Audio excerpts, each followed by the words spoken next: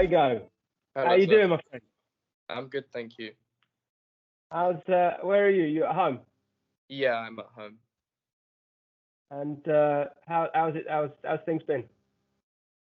Um, Things have been all right.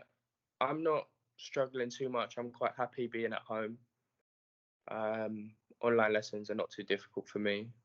Um, Obviously, it's better to be at school for the social aspect, but apart from that, I'm fine. Did you stay in contact with any other guys whilst you've been at home? Yeah, we have our group chats and we FaceTime as well. Yeah. Who are you in contact with? People like Harvey and what have you? Or No, I'm in contact with Gabriel, some of the football boys from last year, yeah. Nee, Farouk, Daryl. How is Farouk? He's good. I think his football was going okay. I don't. I think he'd played for the first team a few times in his new school, Mhm. Mhm. but he said it was very competitive. So That's good. So just for the purpose of the video, Farouk used to be at Buxwood and moved to another school, but he used to be our goalkeeper. So Diego, obviously, you've been at the academy now. You've been there? At least 4 years? This would be yeah, your 3, 4 years, something like that. yeah. And obviously, this year you've been blighted with injury and what have you. Yeah. It's either that or you've been obviously uptaken by lots of catalogue jobs with your posing. Being one of our pretty boys. But how have you found this year? I mean, obviously, I know. I say we're obviously in lockdown right now, but you spent at least up until Christmas from the sidelines. I mean, how's that been for you? Yeah. No, it's been a struggle really because I always thought my injury was minor and it would go away because it it brought pain when I played, um, and I thought I would just play through it, and then I think in doing that I just made it worse really. Yeah. So yeah, I've been to the physio, been to the doctor, I've been out of football this season so far. It's all right because of lockdown and whatnot. So Yeah. it's not been many football matches. Um, but yeah, I'm just doing what I can to get better. What's the physio said so far? I mean, what's the diagnosis for you? I think he's basically said that there is some cartilage damage, right? Right. So some cartilage has worn away. I think he said it's not a lot, but because I'm young, that's still Yeah. tender. Yeah. So he's given me some exercises to do. Yeah. So I've been doing them. It's not really changed, but he said it might not. It might not be to do with the muscles surrounding the knee. And if it's not, then we'll have to review after 6 weeks of doing the exercises and see if a surgical procedure is needed, basically. Yeah. It's a shame because, as I say, you're. Oh, there's a hand. You for me has have always epitomised what I want from a football player. I mean, you've always played, Yeah. as hard as you possibly can. You've done everything. Yeah. You lead by example.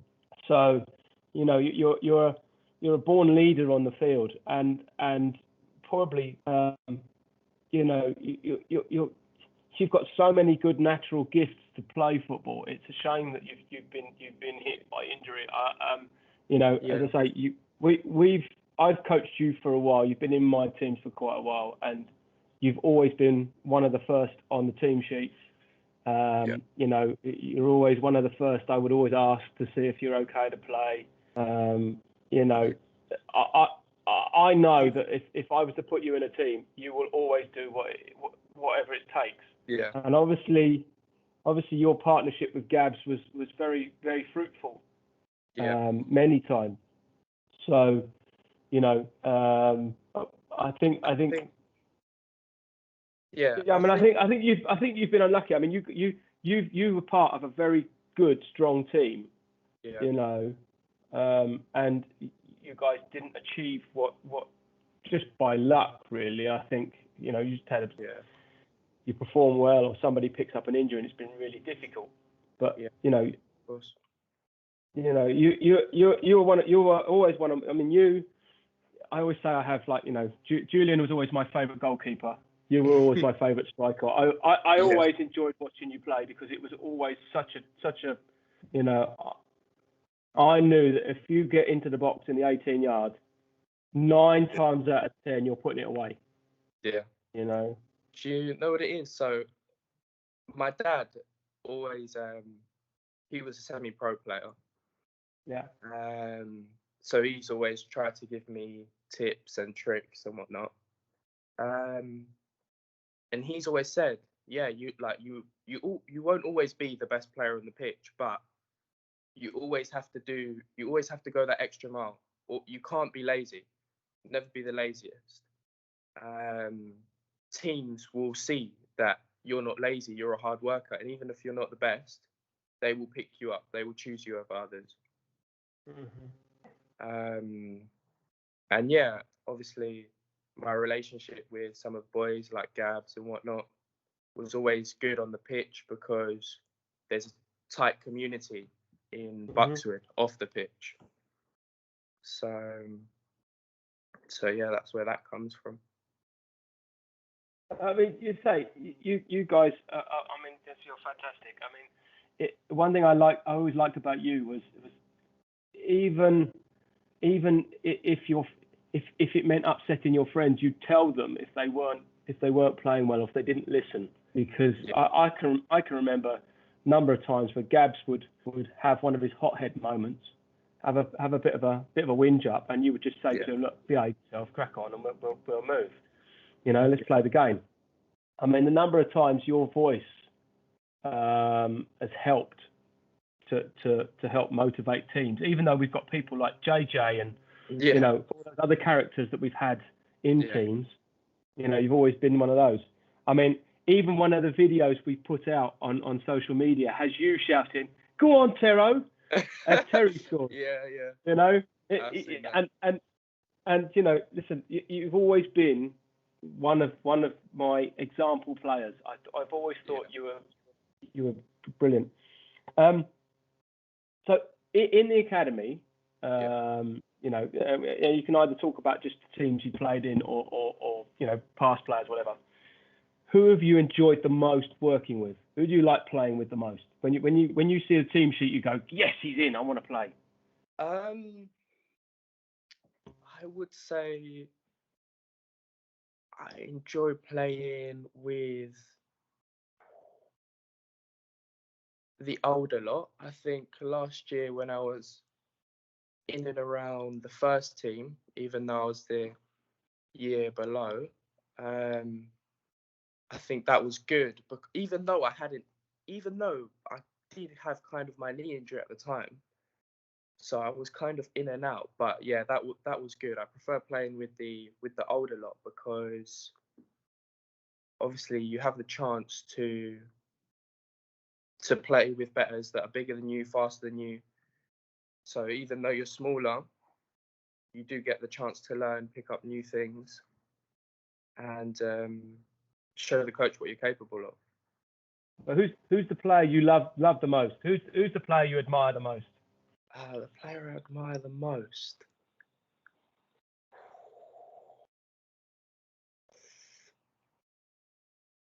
Do you know what? I think it has to be Gabs because I came even though he's hot-headed.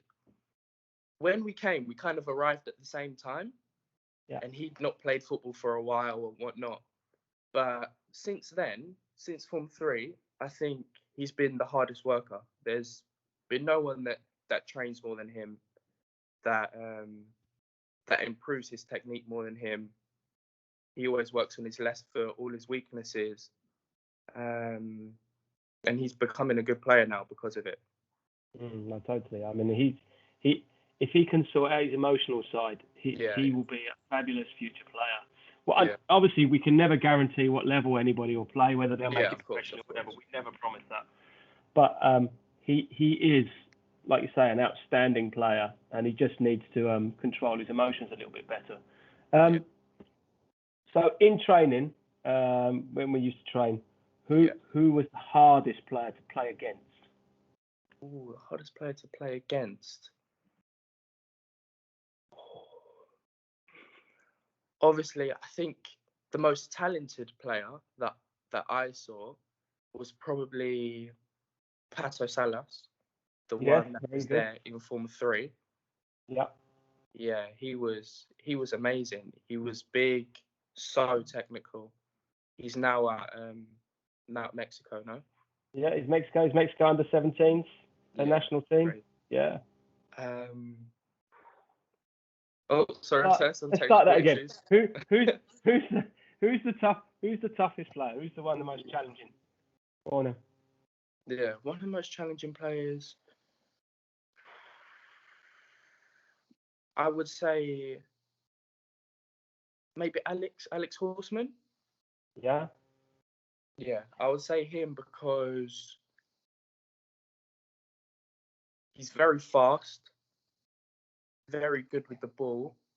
Mm-hmm. He might not be the tallest, but he is sturdy, and he knows how to use his weight. Yeah. But he's been kind of troubled with injuries, kind of same as me. But I think he's back now. Yeah, no, he obviously he was training before Christmas.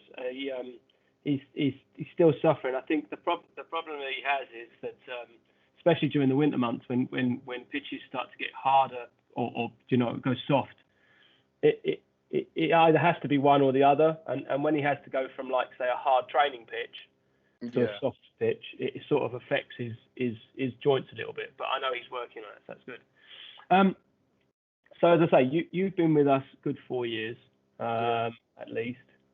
What's been the standout moment for you?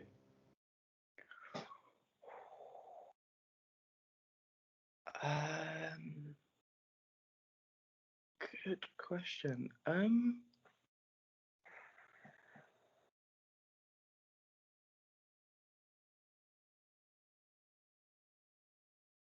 think it'd have to be, because as you said, we were quite unlucky. We've not been to any finals, but I think we have been in some semi-finals. We've definitely got to semi-finals. We've definitely been in some semi-finals. But what's a standout moment?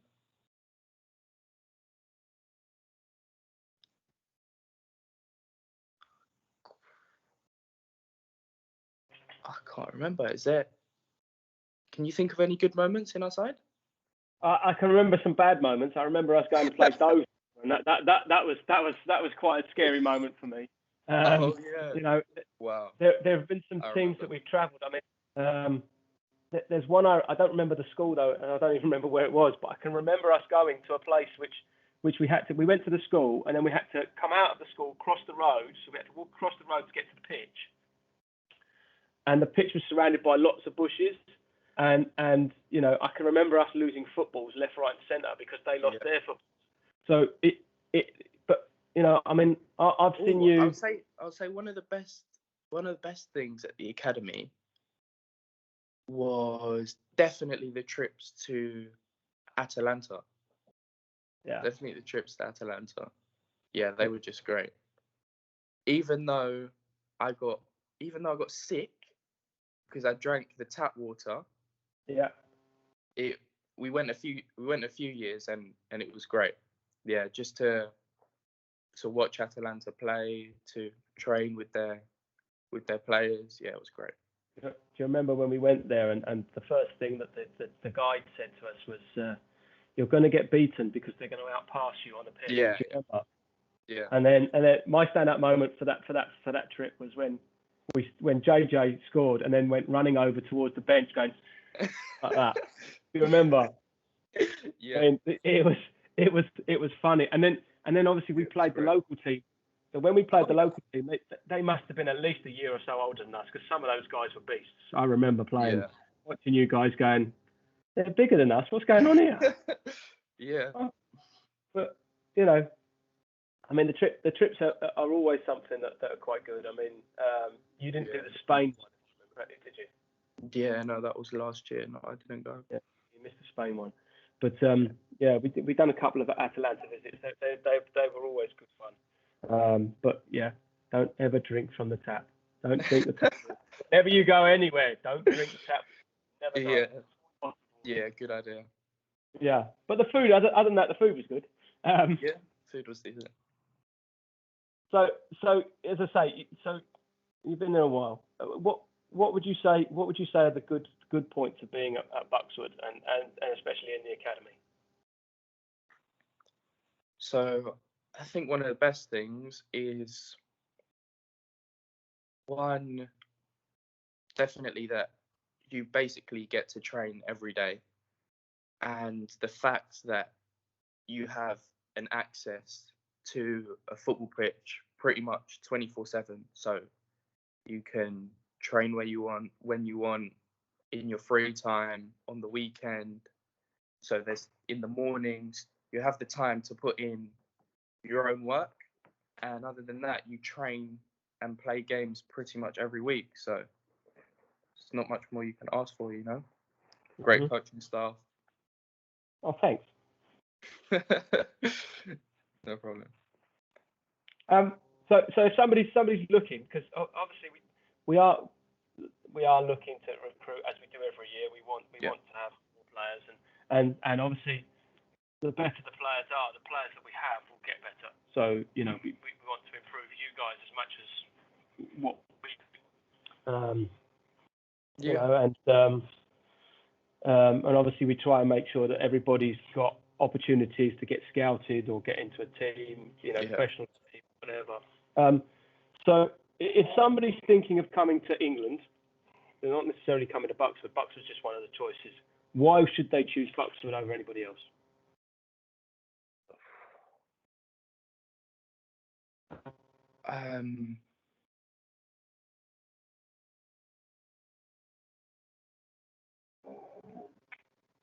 Good question.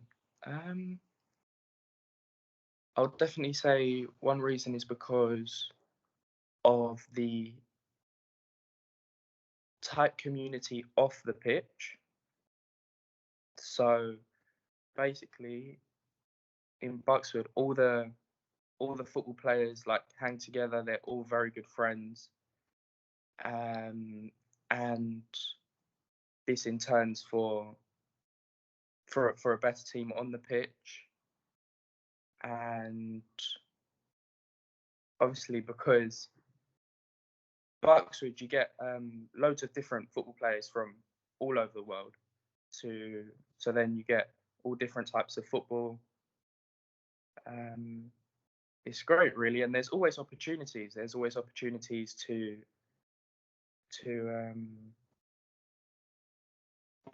show off what you can do, and yeah, Bucks would always give like opportunities to get scouted and whatnot. Like obviously Gavs went to Charlton, didn't he, the other week? Mm-hmm. Yeah, and obviously JJ's at is at Millwall at the minute. And Prince has gone to Colchester a couple of times, and you know we're very keen to try and. I mean, obviously for us, and from a personal point, obviously I want you guys all to succeed. You know, but as a team manager, I want to keep you all because at the end of the day, I want to win. But you know, it is the nature of the beast. You know, we have new players come in, old players leave. It's quite normal. But I'd say for me, I've been very lucky. I've been very lucky to be able to work with such great players. You know, and I appreciate that. Anything else you want to add, Diego?